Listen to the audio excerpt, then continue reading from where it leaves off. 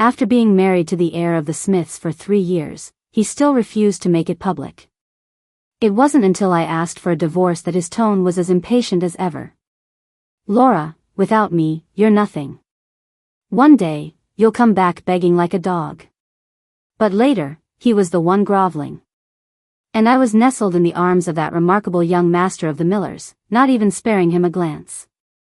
The day Michael accompanied Tiffany to the Film Festival award ceremony, I asked for a divorce. He put down the half-eaten Black Forest cake in his hand, picked up the divorce papers on the table, and frowned at me. "Just because I gave the award to Tiffany?" His tone carried a hint of reprimand, as if I were being unreasonable. 6 months ago, Tiffany returned from studying abroad. Michael spared no effort to organize parties and pull resources for her, get her endorsements, and even set up a personal studio exclusively for her. He called it seeing the development potential of a future movie queen. This was supposed to be a low-risk, high-return business investment. Every time I protested, Michael would shut me down with harsh words. "Laura, you've been in the industry for 3 years, and you're still a nobody. What's not to like about living the life of a rich man's wife at home? You're just not as good as Tiffany, why can't you ever see that?" Looking at the sickeningly sweet cake on the table, I scoffed internally. I'm not the one who likes sweets. He probably brought back someone else's leftovers to appease me, fearing I'd cause a scene. I didn't have the energy for anything more. Michael grabbed my hand, his voice angry. "You've had it too good for too long, haven't you? Without me, you're nothing out there." I looked at the man before me with disappointment. We had been married for 3 years, and he had never publicly acknowledged me as his wife. It was as if I were a stain on his life that couldn't see the light of day. Only when I was about to take on an acting role would he have the group's chief lawyer follow up, making harsh demands on the producers. No kissing scenes, no intimate behavior, no romance rumors with male co-stars. When I loved him, I thought it was a form of protection. Now that I don't love him, I realize it was extreme confinement. As if in a fit of pique, Michael quickly signed the papers. "Laura, one day, you'll come back begging like a dog for me to take you in." Michael, a man well-mannered and gentle in the eyes of others. When he was furious, he always spoke recklessly. I had experienced it many times. I was tired. Our marriage was originally an arranged one by our grandfathers. Later, my family went bankrupt. Grandpa John didn't break his promise and took me into the Smiths. He was a very kind and friendly old man. "Laura, don't be afraid. Your grandfather supported me with my first pot of gold. I'll have Michael take care of you for the rest of your life. But a lifetime is too long. You meet many people, and there are many variables." At the university's freshman welcome party, Michael saw Tiffany on stage and was greatly impressed. But he kept his promise and married me. I had told him, "If you have someone else in your heart, I can step aside." Michael gently patted my head, his eyes twinkling like stars. "Laura, you're so good, how could I bear to let you go?" A long time later, I found out that the night he held me in bed and kissed me passionately, Tiffany had announced her relationship. 3 years passed, and Grandpa was gone. Perhaps some people, some things, should have gone their separate ways long ago. I didn't take anything with me except my own bank card. Michael was convinced I was just throwing a tantrum and insisted on enforcing the harsh prenuptial agreement, not allowing me to take anything. His mother had demanded I sign it. Grandpa John didn't know. I didn't make a fuss. At that time, Grandpa John's health wasn't good, and he had gone to great lengths to help me keep my family's villa. With the money from selling the villa, I went back to university to further my studies. As long as I wasn't extravagant, I could live comfortably for a long time. I agreed to marry Michael. Firstly, out of gratitude to Grandpa John. Secondly, I genuinely liked him. It's just that the beginning of the story was beautiful, but the path of love thereafter was rocky. Without love, I prepared to focus on my career. Unexpectedly, I was blacklisted. My agent, who had always been hands-off with me, sent a message. "Laura, you're finished. You're usually not proactive about getting roles, and you're always causing trouble behind the scenes. You've offended someone you shouldn't have, and the company has decided to give up on you." The trending topics appeared quickly. Tiffany landed the lead role in a major production funded by F Group. Many veteran actors played supporting roles, treating her like a star surrounded by a constellation. Along with this came negative comments about me. Washed-up actress Laura, a look-alike, paid trolls to spread rumors that Tiffany's Best Supporting Actress award was rigged. I didn't have spare cash for idle matters. It was just the truth spoken by discerning people, and someone paid to divert attention. Some nostalgic fans also spoke up for me. 3 years ago, I saw Laura act. Although she was a newcomer, her acting was delicate and outstanding. But later, for some reason, she always took on B-list roles, and I couldn't even find her work if I wanted to. Actually, it wasn't that I didn't want to take good roles. Michael's demands were very strict, and he refused to provide me with any resources, wanting me to stay at home. Over time, rumors spread that I had a small reputation but acted like a diva. My agent wouldn't clarify, so I could only take on low-budget web dramas with little impact. In my last role, I even fell off a horse, and my back ached so much I couldn't sleep. Michael didn't know. He didn't come to the hospital to see me. He was busy taking Tiffany abroad to negotiate endorsements for luxury brands. Disappointment doesn't pile up all at once. It accumulates piece by piece. When the time is right, the injured person will walk away. I proposed to terminate my contract, and the company readily agreed, as if getting rid of a hot potato. In that instant, I felt like I had been cut off from the world. Thinking about it, there was no downside. I simply deleted all my social media accounts, threw my SIM card in the trash, and went to a secluded small island. There was a very skilled old doctor there. He could make it so my back wouldn't ache faintly on rainy days. I found a house and rented it. The islanders made a living by fishing. Many young people had left, and those who remained didn't pay attention to the entertainment world outside. The old doctor liked people to call him Old Sam.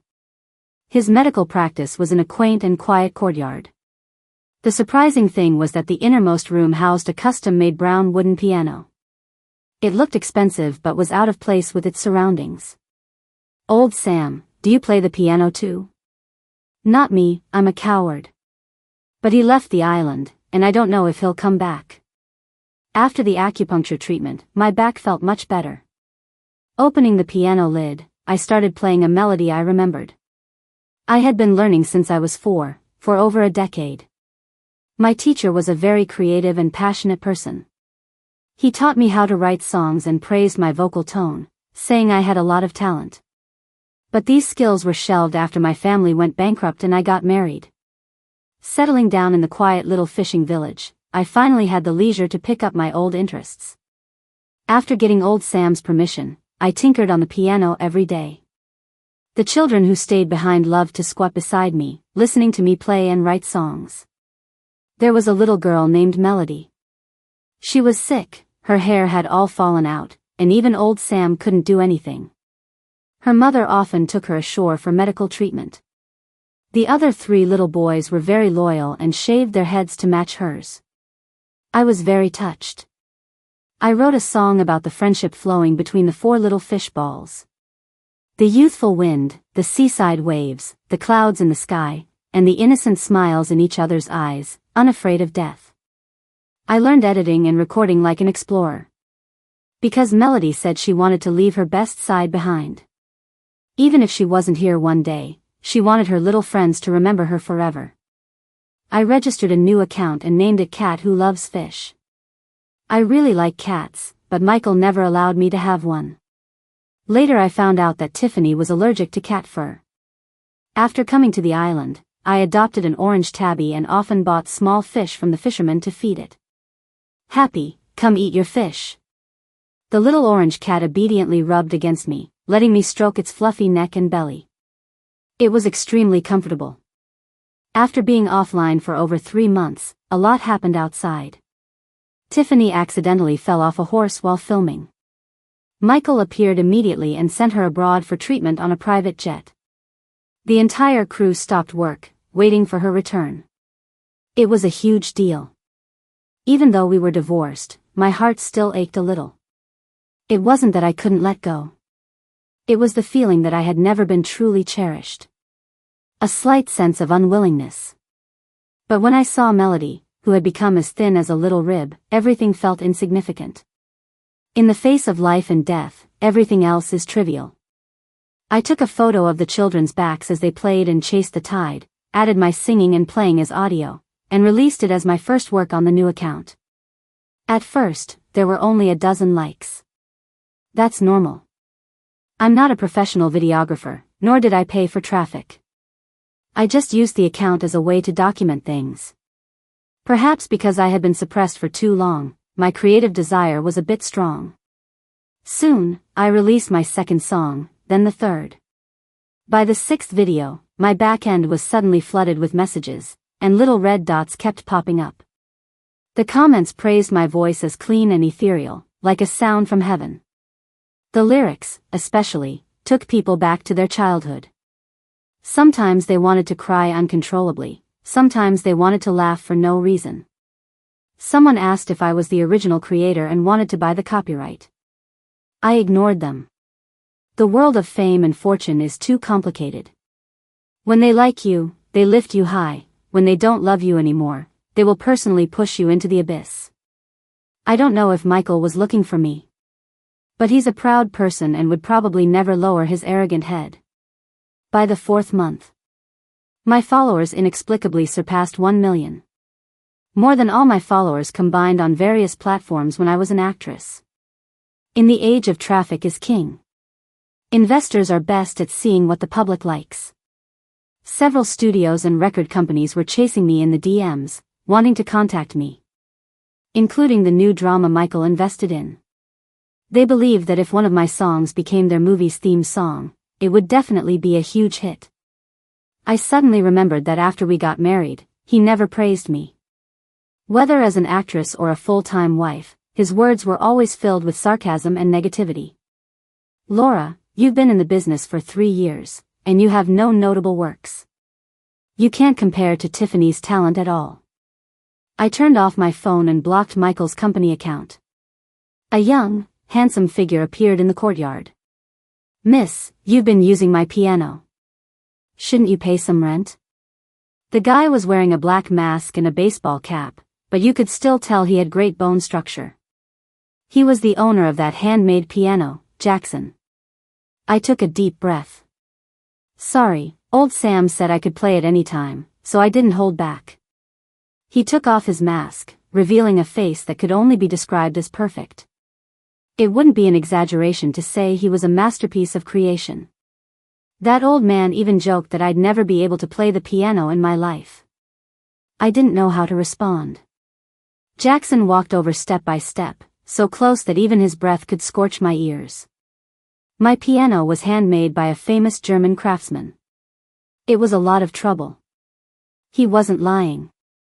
I could tell the tone of this piano was very pure. When I posted it online, some fans guessed it cost at least $1 million. But Jackson just left it in a courtyard by the sea, without even turning on the dehumidifier. What a waste. Jackson's eyes were as bright as stars, and his voice was like a clear spring. Write me a song, and I'll let you play my piano for free, for life. He was coaxing me. I couldn't resist the temptation. No matter how rich I wasn't so extravagant as to casually buy $1 million piano to play with. So I agreed. Jackson seemed to have a good relationship with the 4 little fish balls. The little ones couldn't wait to give him the crabs and razor clams they had picked up by the sea. Melody's mother was also very grateful to him. The young man is a great person. He contacted the hospital for my child, and we didn't even have to pay the medical bills.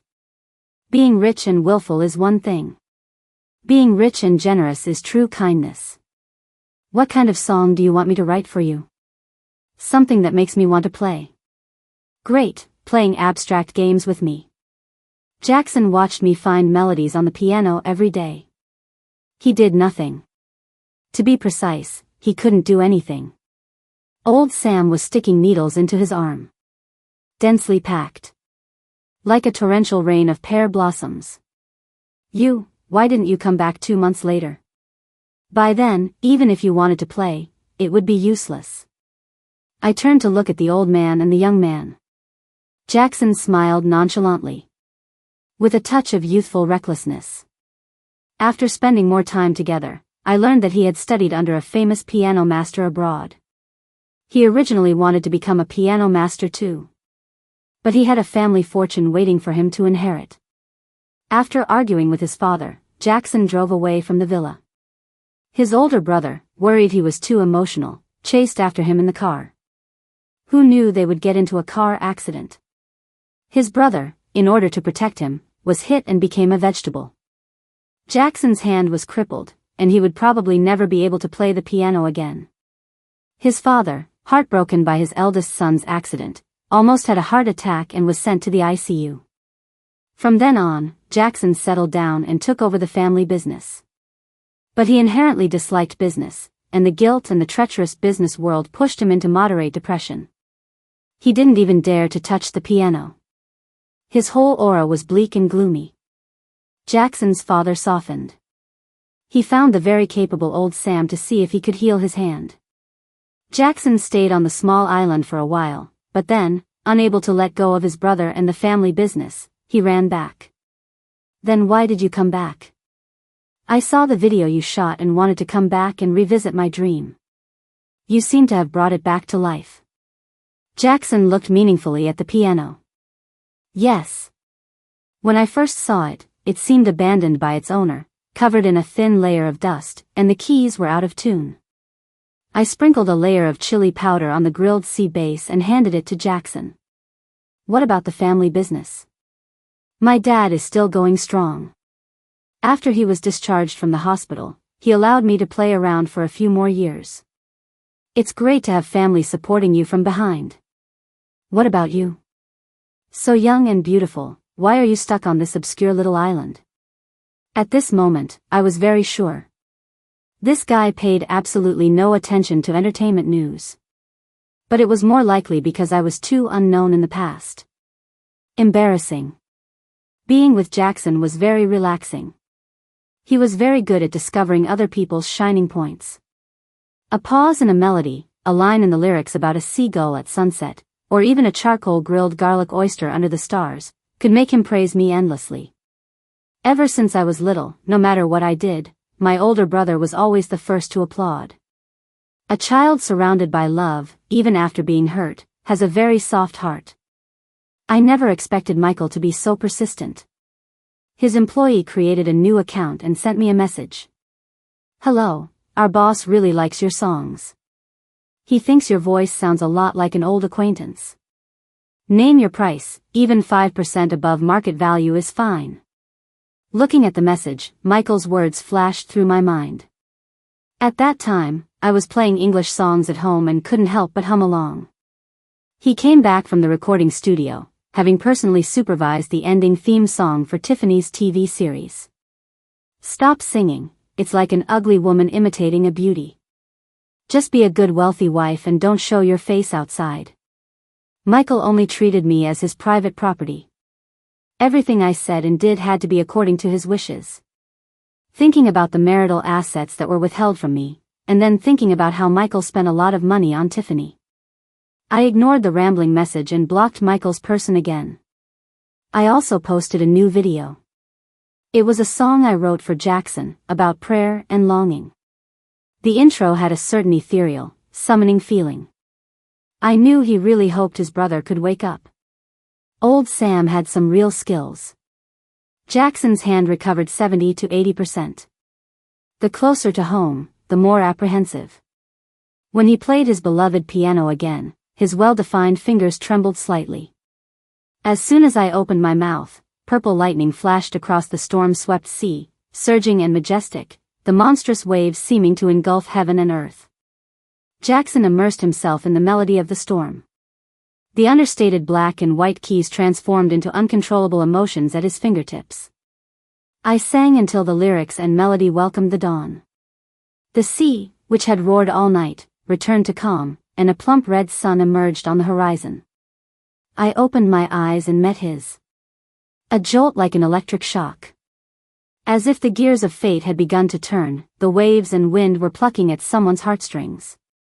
I was so scared I quickly turned my head and fled in disarray.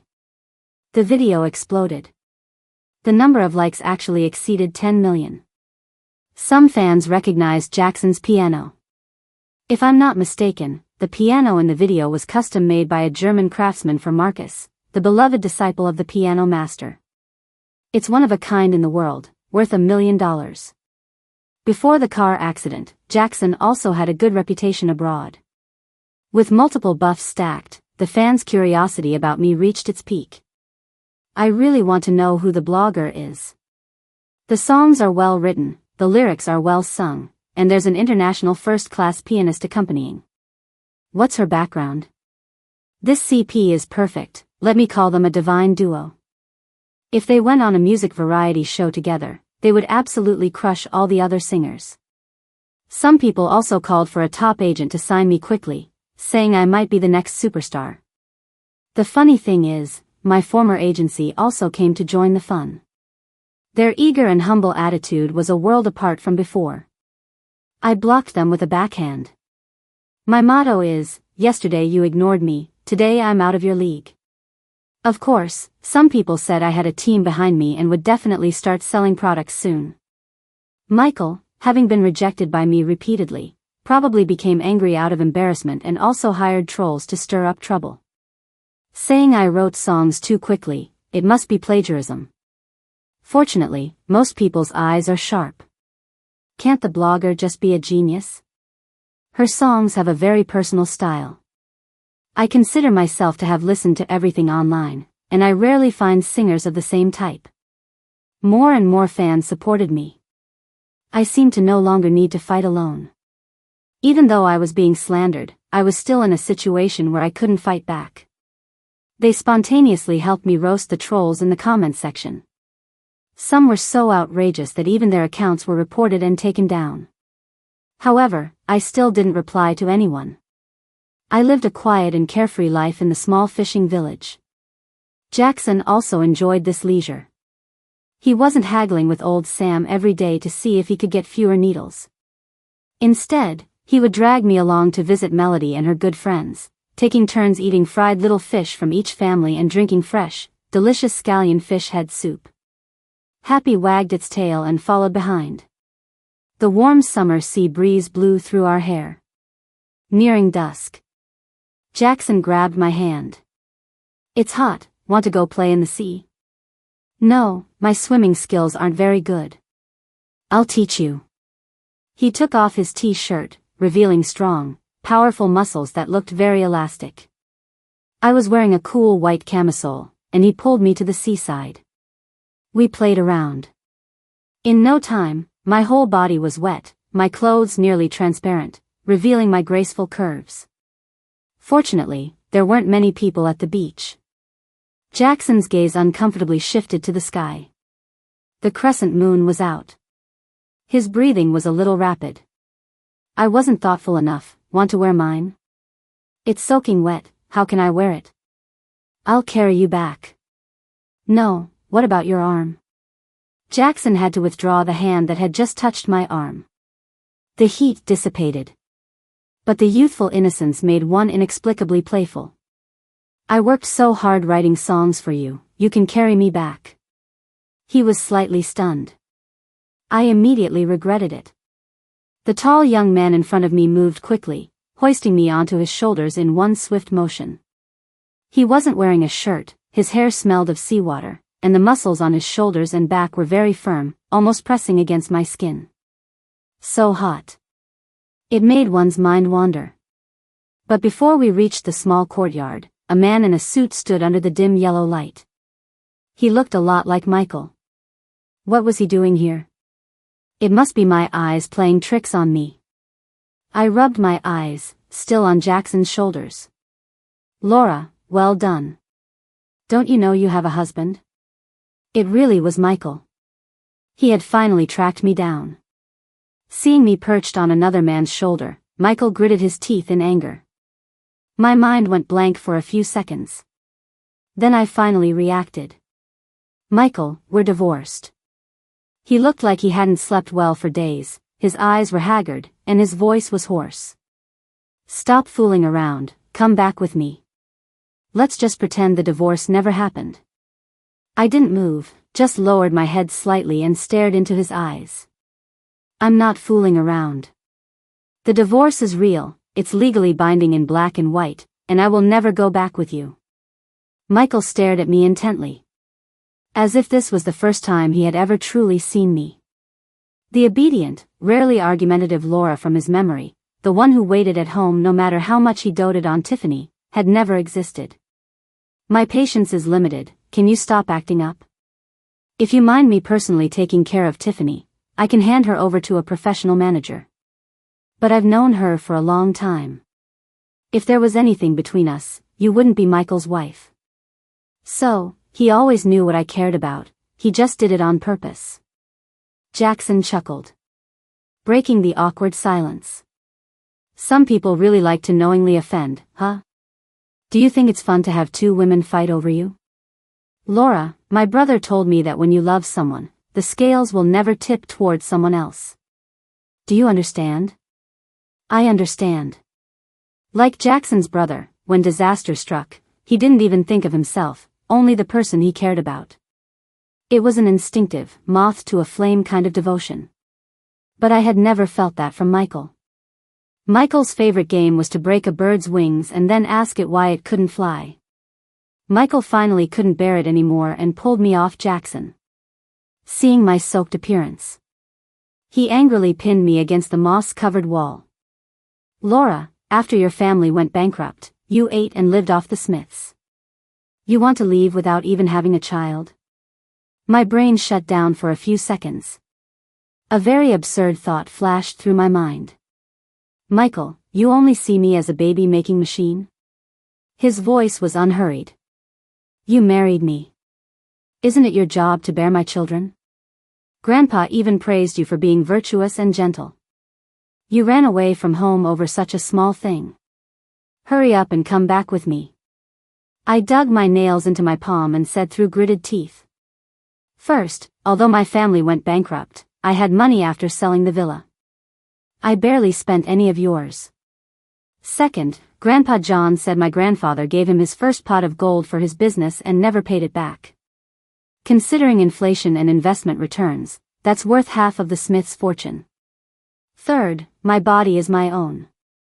Whether I want to have children or not is not up to you to decide. I had thought about having a baby with Michael. But at that time, I had just graduated and wanted to focus on my career. Later, I found out that Michael often went abroad to see Tiffany, and I became hesitant. The veins on Michael's forehead bulged, but he tried hard to suppress his anger. I misspoke. I'm sorry. I had someone check. You're Cat Who Loves Fish, right? The singing is great, and the lyrics are good too. I never knew you were so talented before. It's funny, really. When you like someone, you always hope to get their approval. I was no exception with Michael. But he had never said a single soft word. Did the sun rise from the west? The next second, I heard Michael say, your new song, Dawn, is perfect for Tiffany's new drama. Let her sing it. At most, I'll put your name as the lyricist and composer. What a magnanimous gift. He didn't even mention paying me. Jackson narrowed his eyes slightly.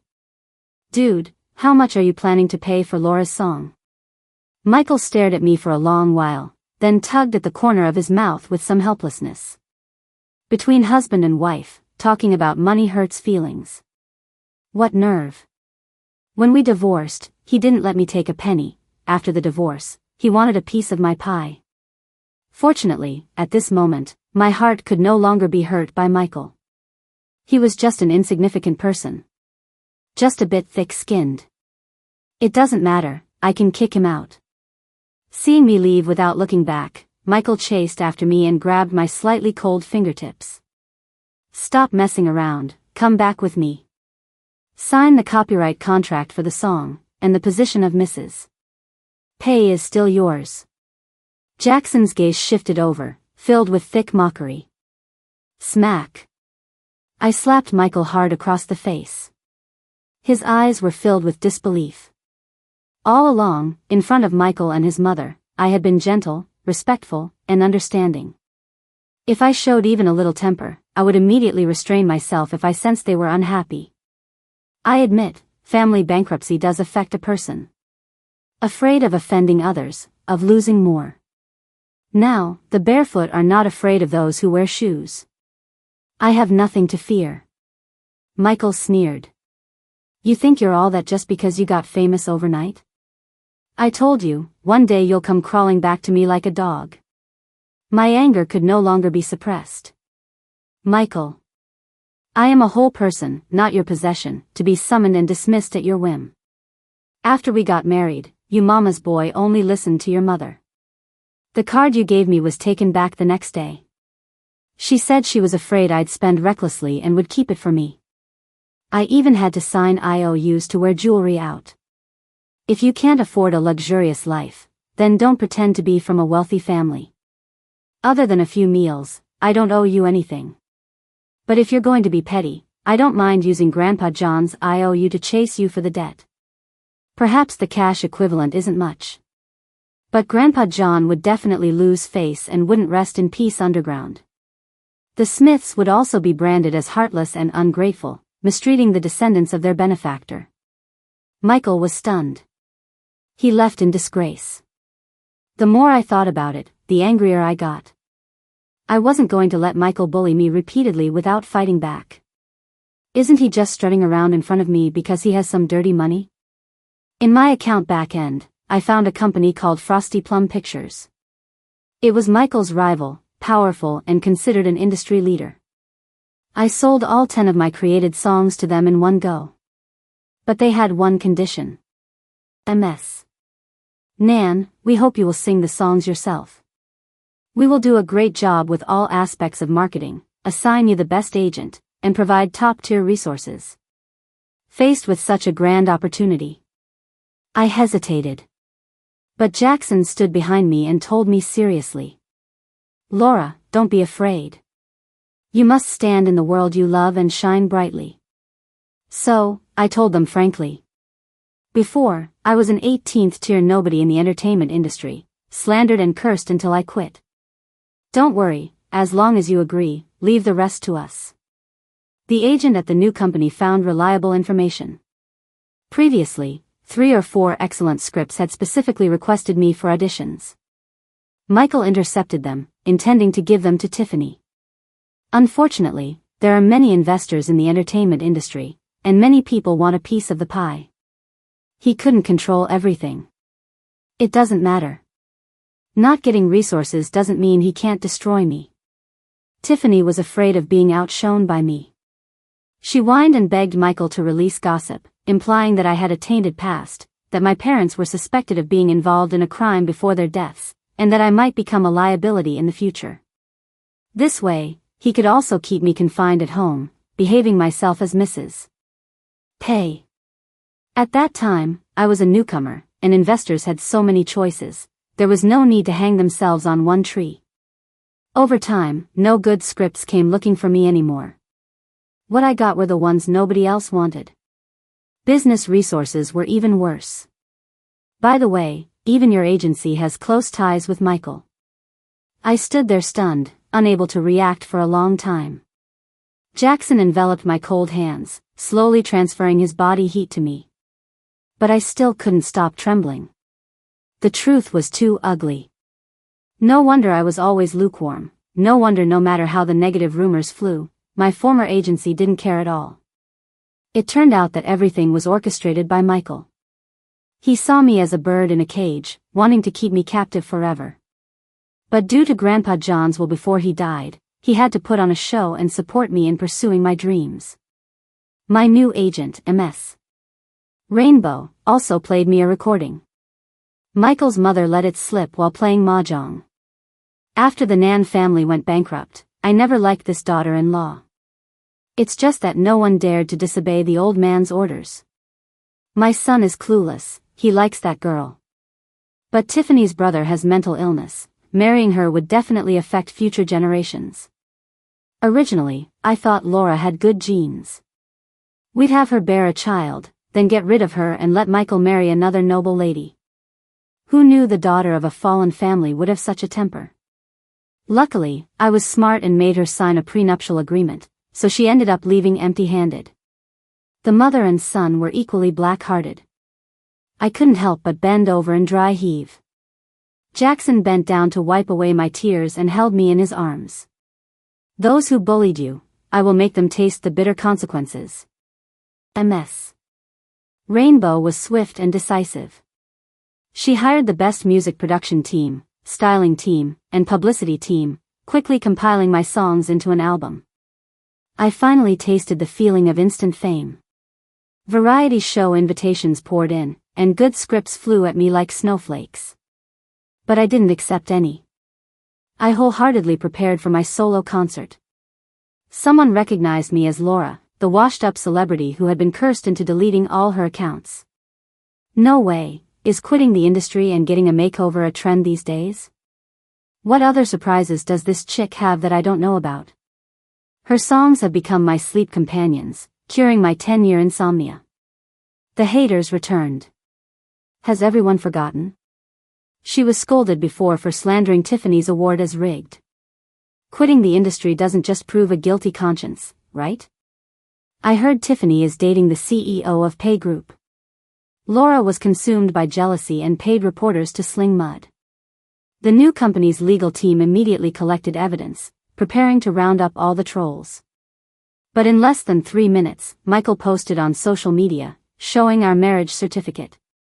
I didn't protect my wife well enough, please don't hurt her. Jackson was furious. Why didn't he wait until he was in his coffin to show it? I was a little apprehensive. Do you mind that I've been married before? Of course not. You just didn't meet the right person, how could it be your fault? I poked his Adam's apple, like soothing a puffed-up pufferfish. He was instantly appeased. Afterward, I also posted on social media. Already divorced, please don't disturb.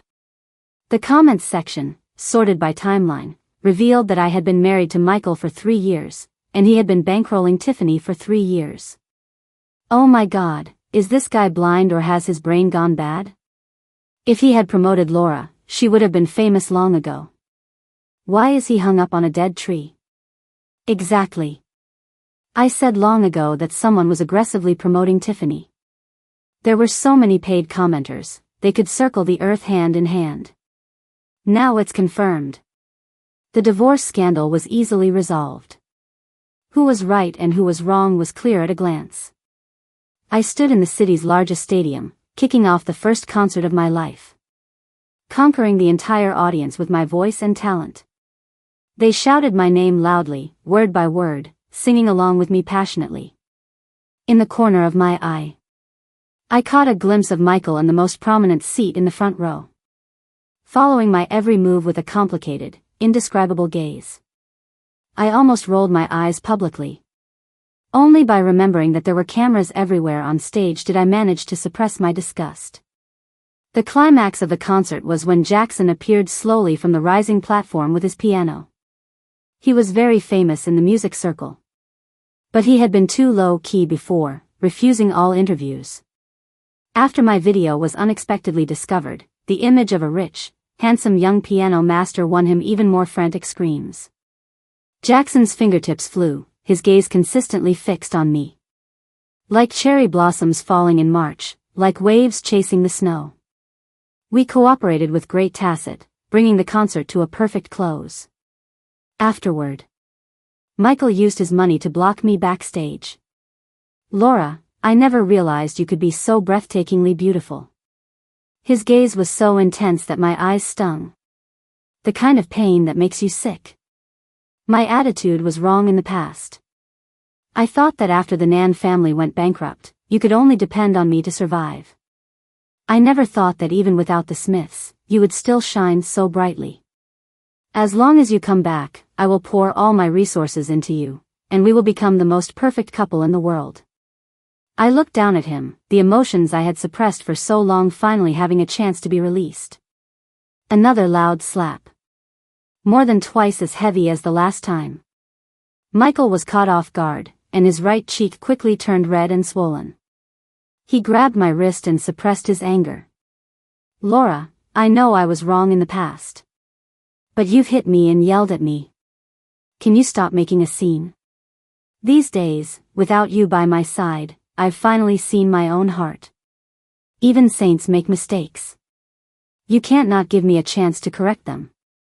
Looking at the hypocritical face in front of me, I sneered. Michael, you are truly a thorough businessman. Every cell in your body is full of calculation. After the divorce, you were the one who blacklisted me, right? It was to force me to bow my head, admit my mistake, and come back to you wagging my tail. If I hadn't become famous, would you have condescended to come find me? If Tiffany wasn't someone who couldn't get popular no matter how much you promoted her, would you have seen my shining points? It's funny to talk about this. Tiffany's acting was mediocre. She loved to act like a diva, and couldn't stand the slightest hardship. When filming scenes with veteran actors on set, she couldn't memorize her lines and used Arabic numerals instead. An investment of several $100 million at the box office only recouped $2.5 million, ending dismally. Michael, who had been full of confidence in her, lost everything. The price of love is truly heavy, Michael. When the painful matter was brought up, Michael looked haggard and exhausted. His face was full of unwillingness and remorse. He had too thick a filter for Tiffany, his love at first sight from his youth. He felt guilty that he couldn't marry her because her brother had a mental illness, and he desperately wanted to compensate her. In the end, he reaped what he sowed. Tiffany's movie was a huge flop.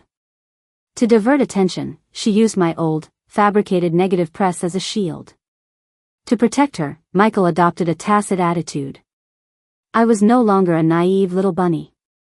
I countered by presenting the information Ms. Rainbow had found. A large group of people rushed to Tiffany's social media to speak up for me. Girl, when Laura got married, you were already having an affair with her husband. You cheated to win a major award and then slandered others. Have you no shame? Even what Michael's mother said at the mahjong table spread widely online. The Smiths is so vicious. Whoever marries into it is unlucky. Luckily, Laura met Jackson. Their music together seems to have a special spark. After some turmoil, Tiffany, who seduced the married Michael, lost all her endorsements and resources. Mainly because her acting was too poor, she was confirmed as box office poison, and no one dared to cast her.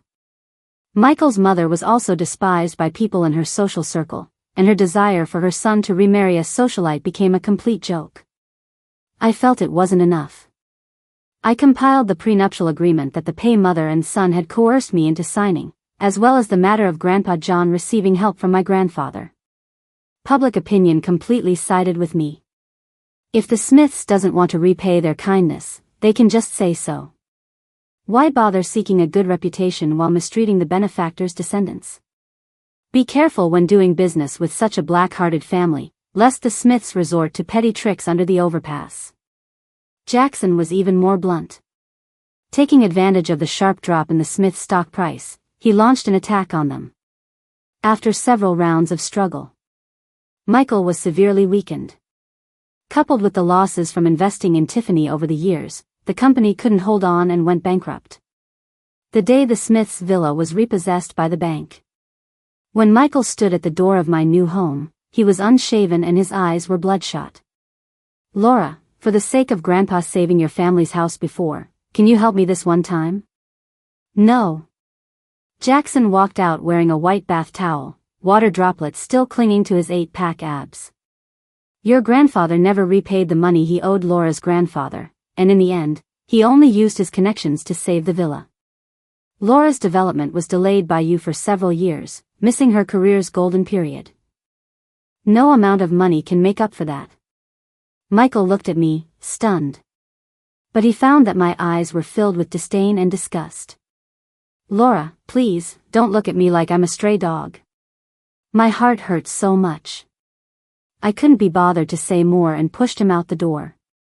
I turned back to question Jackson. Your house is next door, why do you always come to my place to shower? He pretended to look pitiful. Because your bathtub is better. Most importantly, your bathroom smells like you. This is blatant flirting. My face turned bright red. Actually, Jackson and I weren't together.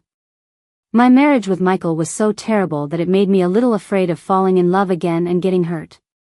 Furthermore, Jackson had a huge family business to inherit. I was divorced, with no one to rely on, and I was afraid I couldn't be of any help to him. A rich family's abandoned wife, I really didn't want to be that a second time. Jackson understood my concerns. He didn't push me. He just silently had someone send me homemade soothing sweet soup every day and waited for me at the recording studio after work during his free time. Occasionally, he would even show off his skills and make me the delicious fish soup he learned in the fishing village. When winter arrived, 2 major events occurred. Parting by death. And resurrection from death. First, Melody passed away. She didn't make it to spring. Jackson and I returned to the small island. We joined Melody's 3 little companions on a small boat, releasing lanterns into the azure sea. Row upon row of colorful electronic lantern boats bobbed on the sea. On the moonlit surface of the sea, they drifted towards the deepest part of the ocean. They shouted in their childish voices. Melody, I'll grill your favorite fish for you every day, can you smell the aroma? Melody, I'll give you half of my health, then you won't be afraid of needles and cry secretly behind our backs. Melody, next life, and the life after that, we'll always be good friends. Flowers may bloom again, but youth never returns. But the friendships of youth, how precious they are. Death is the end of philosophy, yet it plays a dirge with compassion. The 3 little ones' tears kept falling. But soon, they wiped them away with their small, dark arms. Melody, we promised you we wouldn't cry. Because you said, never cry at your grave. Yes. That resilient and lovely little girl will transform into gentle rain, a wild wind, the rising red sun at dawn, and come back to see everyone with a smile. Someone once said that death is not losing life, but stepping out of time. As long as the longing continues, there will always be a day to meet again. Soon, Jackson's comatose brother woke up. Looking at his dapperly dressed younger brother, he thought he was dreaming. I can always hear your piano playing in my ears, and the ethereal singing of another girl. It was the first song I wrote for Jackson. It told the story of his brotherhood with his brother since childhood. After settling his newly awakened brother, Jackson hugged me tightly. Laura, this must be your doing. You have such delicate emotions, able to touch the softest parts of people's hearts. I let his breath fill my embrace. A warm kiss landed. Laura, I don't want to wait anymore. Look, the character for death has almost no homophones, because death is everyone's final destination. The character for life is the same, we only have one life. We have experienced life and death, fate and destiny together, we shouldn't be troubled by worldly constraints. Every day we live is worth loving with all our might. I no longer hesitated. I opened my arms. And fully accepted his embrace. The next time I heard news about Michael, it was that he was crippled. After the bankruptcy, Michael's mother vented her anger on Tiffany, demanding compensation. But Tiffany had no acting jobs, and her reputation was ruined. She could only accompany big bosses for drinks and sleep with them. Michael's mother was furious. Because of you, this promiscuous thing, my son lost his entire fortune.